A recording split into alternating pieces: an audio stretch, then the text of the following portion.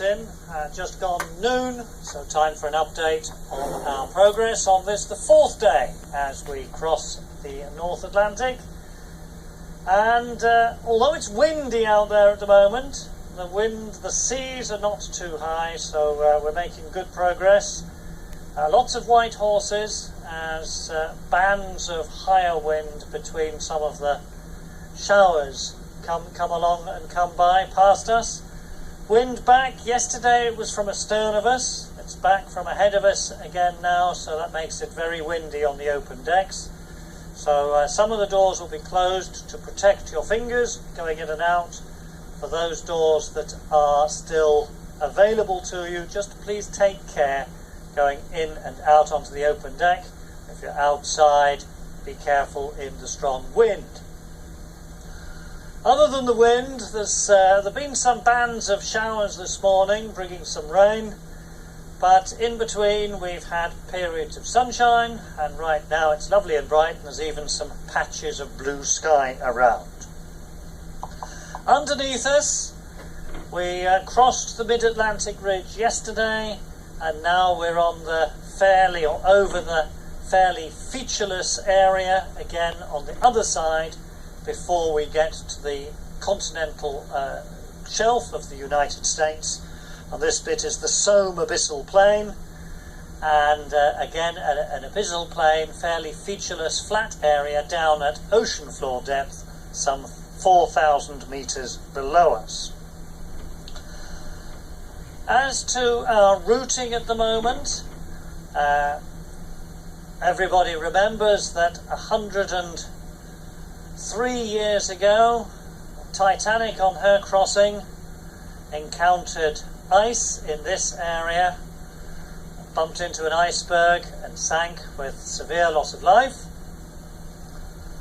And in this time of the year, the icebergs are all over the Grand Banks of Newfoundland. They come down, brought with the Labrador current down from the Davis Strait, and they come down and they sit over the Grand Banks, and then in that area they meet the warmer waters of the Gulf Stream coming up, and then the Gulf Stream stops them coming any further south, and indeed they melt while they're over the Grand Banks.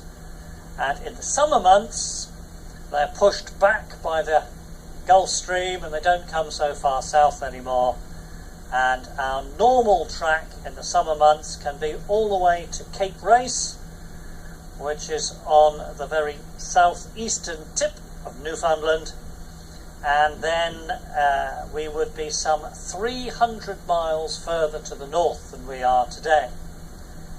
This year the ice is further south than it has been for many years in the more recent past, and we're actually going to pass south of the final resting place of Titanic. It'll be around 1:30 tomorrow morning, and we're going to pass around 40 miles to the south of it, and Titanic will be out on our starboard side then, 40 miles away, 1:30 in the morning.